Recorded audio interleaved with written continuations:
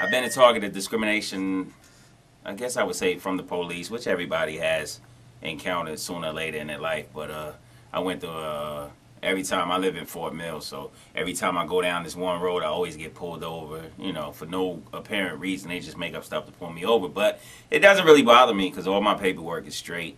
I'm legit, so I ain't got no record, I ain't got no priors, I ain't got nothing. So you just wasting your time with that one. There were times I probably was discriminated against, and I can't even remember. I wasn't old enough to understand what discrimination was, but certainly through my life and travels, I've been discriminated against on several occasions. Just a quick story. You know, I go into, I like cigars, and so I go into a cigar store here in town, and as soon as I walk in, you know, they kind of zero in on you, and they want to follow you and be right over your shoulder to see what it is that you're looking at, and more so, they want to make sure that you don't steal anything.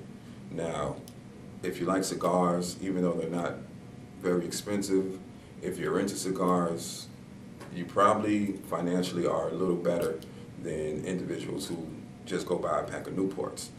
So they shouldn't really expect for you to be stealing cigars, but I attribute it to me being black, and the people who run these particular stores are not so. It's been certain situations to whereas once I noticed that that's what was going on, it made me feel really uncomfortable. Because, you know, once it hit me, I was like, did they just, yes they did. So. When I actually got pulled over one time because the police, he read my tag wrong, so he say.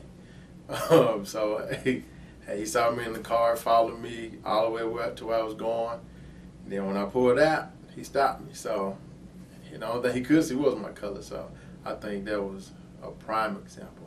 Yes, I had an encounter with the law enforcement officer, and he just treated me such a way where I felt like I was less than a man because I didn't do anything wrong.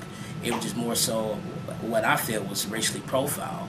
I was actually on the side of Service Road, 485 Highway in Ballantyne, and I caught a flat tire, and as he rolled up on me, he questioned me more so as I was a suspect or someone who committed a crime where all actuality I needed help. Which time?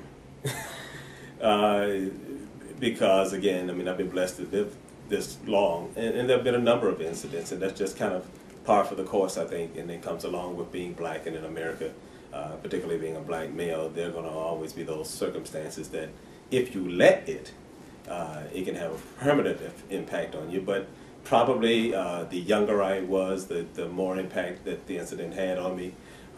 It could be the 3 or 4 times that, you know, I've been stopped and suspected of shoplifting when I never was.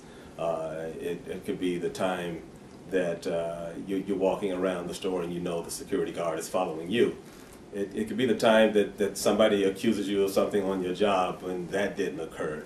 Or it could be the time as recently as, I think, about 10 years ago when you find yourself handcuffed on the side of the road with cops having guns drawn on you. And when at that age, I was, quote, suspected of being a gangbanger. Yeah, so if those could have been some times that if I wanted to allow that to happen, then yeah, it would have had an impact on my masculinity. But I also understand, again, the context in which all of those incidents have occurred now. But when I was younger, could have been devastating. It was a situation where I was actually in college, and a situation arose where I was blamed for something I basically did not do. Of course, you know, I'm just like every other black man in America, riding through different neighborhoods. You know, you get pulled over and you look at the officer and you ask him, you like, yo, officer, what's the problem? And they really don't have a problem except, you know, you're black and you don't supposed to drive this particular car in this particular neighborhood unless you're doing certain things. And when they find out, well, maybe you're not into those things, they have nothing to say, or they don't have a probable cause or reason for stopping you or just for harassing you. So that's happened to me several different times. Such as jokes, harsh comments, rude things to say to people, like, you're black, you eat fried chicken. I mean, like, not everybody does that.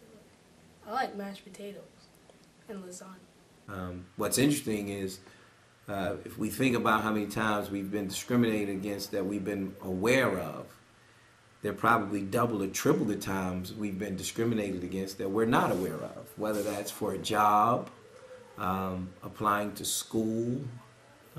We never really know why we weren't chosen and someone else was for something.